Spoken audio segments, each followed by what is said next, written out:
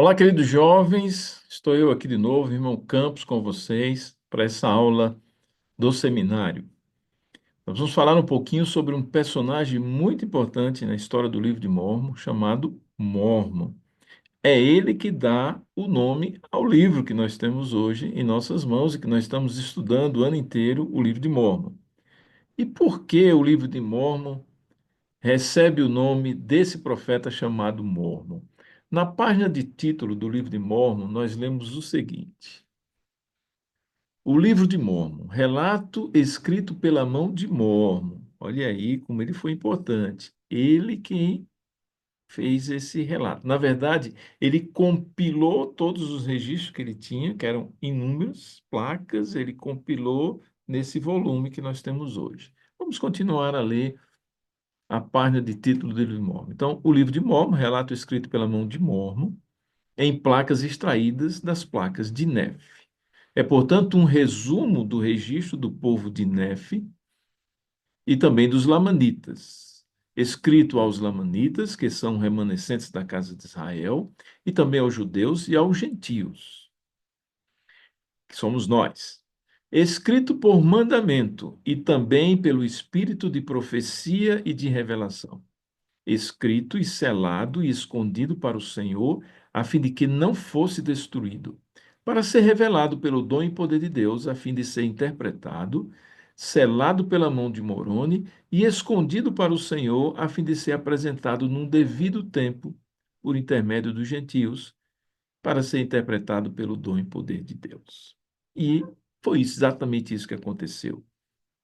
Nós conhecemos a história da restauração, de como Joseph Smith recebeu as placas para ele traduzir o que deu origem ao que nós temos hoje, o livro de Mórmon, que é um outro testamento de Jesus Cristo. Então, Mórmon é esse profeta que compilou os registros, que fez o resumo do registro do povo de Nefe nesse volume que temos hoje em nossas mãos, o livro de Mórmon. Vamos conhecer um pouquinho mais sobre esse profeta tão especial chamado Mórmon. Então, na aula de hoje, nós vamos tratar dos capítulos 1 e 2 do livro de Mórmon, o livro que leva o nome do profeta Mórmon. Então, vamos conhecer um pouquinho sobre ele. Quando Mórmon tinha apenas 10 anos de idade, ele foi procurado por Amarum. Amarum era o guardião dos registros até então. Era ele quem cuidava e guardava os registros, preservava para passar para alguém, para que essa pessoa continuasse a fazer os registros. E Amarum procurou Mórmon quando ele tinha 10 anos de idade e disse o seguinte: vamos ler Mórmon capítulo 1, versículo 2. E em torno da época em que Amarum ocultou os registros para o Senhor, abrindo parênteses, ele ocultou no monte, tá? Preservou, guardou no interior de uma caverna, muito bem guardadinho. Veio ele até mim, Mórmon, escrevendo, né? Quando eu tinha os 10 anos de idade e começava a ser educado segundo os conhecimentos do meu povo. Então, ele com 10 anos já, seus pais já começaram a ensinar sobre Cristo, sobre a doutrina de Cristo, sobre a história do seu povo, de como o seu povo chegou aqui nas Américas, como preservou os mandamentos e os registros. Ele começou a ser educado segundo os conhecimentos do meu povo. Então Amarão chegou para Mormo e disse: Vejo que és um menino sério e de percepção rápida.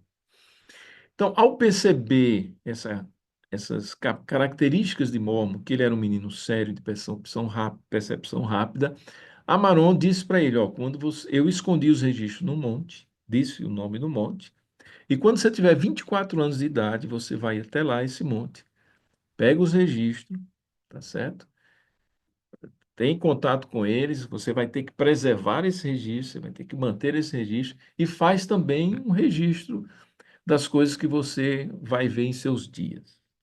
E ele obedeceu, tanto que nós estamos lendo agora o registro que Mormon fez mais tarde, né? Então, ele recebeu essa orientação de Amaron e ele cumpriu. Eu gostaria de, nesse momento, conversar com vocês um pouquinho sobre essa frase final aqui. Vejo que és um menino sério e de percepção rápida. Um menino sério é fácil da gente perceber, né? Visualmente, a gente consegue perceber os meninos sérios. Agora, o que seria percepção rápida? Pensa um pouquinho. O que seria percepção rápida? O Elder Bednar deu um discurso numa conferência geral, cujo título é percepção rápida.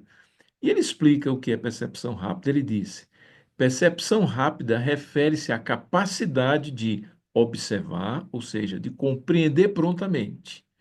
Então, a primeira coisa que ele diz é: a pessoa tem percepção rápida quando ela observa e rapidamente ela compreende o que está sendo dito, compreende o que está acontecendo, o que está sendo mostrado, compreende as circunstâncias, ele sabe olhar e compreender o que está ao seu redor.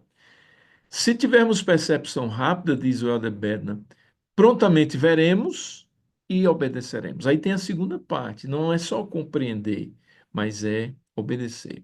Trazendo para as coisas de Deus, para os mandamentos de Deus, ter percepção rápida é compreender seus ensinamentos, seus mandamentos, suas palavras, rapidamente compreender e obedecer. Ele diz ainda: se tivermos percepção rápida, prontamente veremos e obedeceremos. Esses dois elementos fundamentais, ver e obedecer, são essenciais para que tenhamos percepção rápida. E o profeta Mormon é um exemplo impressionante desse dom em ação. Então, segundo Adebedna, percepção rápida é ver, compreender, né, e obedecer prontamente. Ele também fala que quando a gente tem percepção rápida, ou seja, a gente observa e compreende rapidamente, isso é um pré-requisito para a gente desenvolver um outro dom, que é o dom do discernimento. Ele fala isso nesse discurso. Então, se a gente ampliar mais o conceito, percepção rápida é ver, compreender, discernir e obedecer prontamente. O Adebedna ensina isso. Então, a primeira pergunta que eu tenho para vocês responderem na nossa aula hoje é: de que maneira Jesus Cristo foi um exemplo de percepção rápida? Pense em momentos na vida de Cristo que você consegue ver isso muito claramente, essa capacidade de ver, compreender e prontamente obedecer, tá bom? Então, essa é a primeira pergunta que vocês vão responder. Pense em momentos na vida de Cristo em que você percebe ele um exemplo dessa característica, desse atributo de ter percepção rápida. O Adebedna cita o seguinte: seu sucesso, falando para você e para mim, seu sucesso e felicidade futuros serão em grande parte determinados por essa capacidade espiritual. A percepção rápida antecede o dom espiritual do discernimento, como eu já havia dito, e essa e está vinculada a ele. Para nós, o discernimento é uma luz protetora e orientadora no mundo que se torna cada vez mais tenebroso. Ele falou isso em 2005, imagine hoje como está cada vez mais tenebroso. Então é muito importante a gente desenvolver essa capacidade de observar, né, ver, observar, perceber, discernir e prontamente obedecer. Ele cita o presidente Stephen Richard, que foi da primeira presidência, que em 1950 disse: perceber o que é o discernimento, né? É perceber o que se oculta sob a superfície para detectar o mal oculto. Desse modo, não poderá ser enganado pelo sofisma do mundo. A pessoa que tem o dom de discernimento não poderá ser enganado. Não poderá ser desviado do caminho por pseudoprofetas e cultos subversivos. Até o inexperiente, até uma pessoa assim, de pouca idade, como vocês podem se considerar, uma pessoa não vivida, muito tempo de vida ou muita experiência de vida, será capaz de reconhecer os ensinamentos falsos se desenvolver o dom do discernimento. E vamos só pontuar, o dom do discernimento, ele vem depois de desenvolver a capacidade de percepção rápida, observar, compreender e obedecer. O presidente Richard diz, e também para encontrar o bem que está escondido. Então, a gente não tem só discernimento para perceber o mal, mas também para encontrar o bem. O mais elevado tipo de discernimento é o que percebe e revela nas pessoas o melhor de sua natureza, o bem inerente que existe nelas. Então, é muito importante isso. A gente desenvolve o discernimento para perceber o perigo, mas também para compreender o que existe de bom nas pessoas e também em nós mesmos, né? Às vezes a gente não busca muito isso. A nossa vida é tão agitada que a gente percebe nas pessoas somente o que está na aparência e na casca, mas se a gente desenvolve o dom do discernimento, a gente também vai conseguir perceber o bom que existe nas pessoas e que muitas vezes está oculta, que as pessoas estão ali quietinhas, né? O Ed Bednar cita George Quequeno, que também foi da primeira presidência, ao falar sobre esse assunto, o dom do discernimento. Ele diz: o dom do discernimento de espírito não apenas dar aos homens e mulheres que o possuem o poder de discernir o espírito que está possuindo ou influenciando as pessoas, mas também lhes dar o poder de discernir o espírito que está influenciando sua própria vida. Então, às vezes, é muito fácil a gente perceber nos outros as coisas ruins ou boas que elas fazem. É muito fácil a gente perceber nos outros a situação difícil ou o progresso que ela está tendo.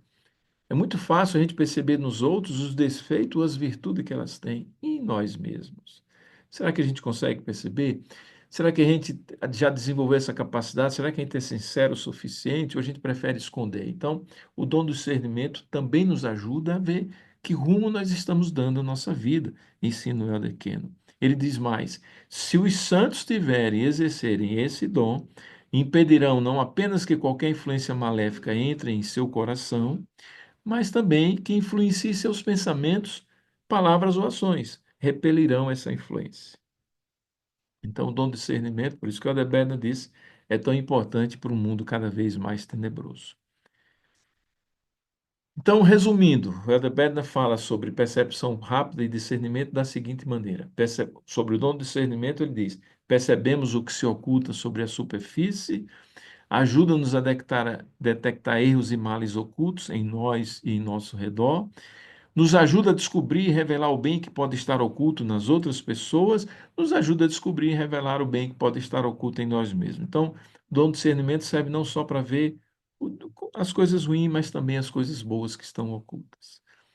E ele conclui dizendo: o discernimento é muito mais do que apenas reconhecimento do que é certo e do que é errado. Ele nos ajuda a distinguir o relevante do irrelevante, o importante do supérfluo e o necessário do que é meramente bom. E, jovens, nós precisamos muito disso hoje em dia. Hoje há muitas coisas que puxam nossa atenção, querem consumir nossa energia e nos atrair.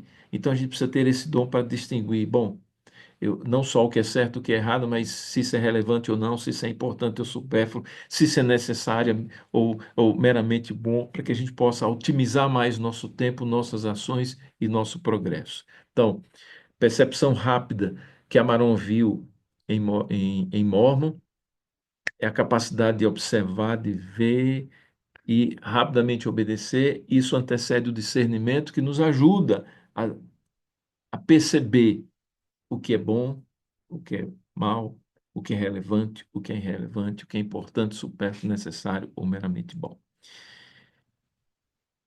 E aí, quando Mormon tinha 15 anos, ele disse: eu, com 15 anos de idade, sendo de natureza um tanto séria, a gente já viu, fui visitado pelo Senhor e provei e conheci a bondade de Jesus. Ele estava vivendo num momento de muitas guerras. Os Lamanitas e Nefitas estavam guerreando demais. E ele, com 16 anos, foi chamado para comandar os exércitos, mais de 30 mil soldados, na guerra contra os Lamanitas. E ele pedia para eles: olha, vamos ser temente a Deus, vamos buscar a Deus, vamos confiar em Deus, vamos ter a força de Deus conosco. Mas os Nefitas não queriam saber disso. Eles lutavam para se defender, para defender sua própria vida, mas sem contar com a força do Senhor. Isso entristeceu muito Mormon, né?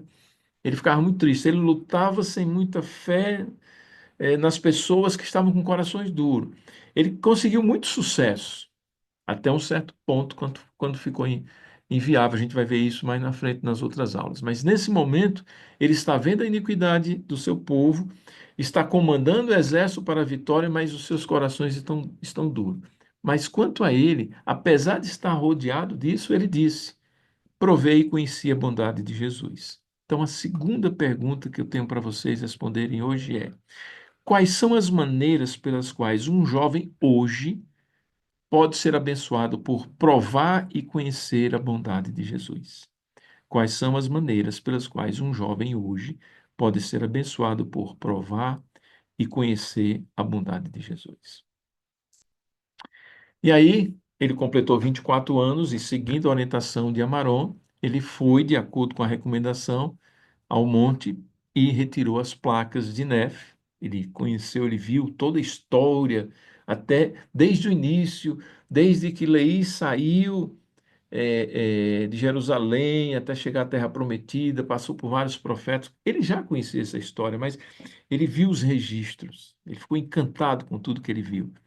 E ele mesmo registra, ele mesmo relata, né, que ele pegou essas placas, né, e fez um registro dele, conforme a recomendação de Amaron. E aí o Elder Scott ensinou. Porque ele lembra que eu contei que o povo estava em iniquidade, ele se sentia muito só, mas experimentou a bondade de Jesus, né? O Elder Scott ensina o seguinte: você que às vezes se sente solitário e mal compreendido porque não é aceito pelos grupos de colegas, você é diferente deles. Ele diz: já me senti assim. Seja grato por sua vida reta, não permitir que você seja aceito por aqueles com quem não deve conviver. Então, não é tão importante ser aceito por pessoas que não têm bons padrões e princípios. Esse período de testes, diz o Elder Scott, e de crescimento é temporário. Ele será seguido por uma época em que você terá verdadeiros amigos e mais felicidades. Permaneça firme no caminho.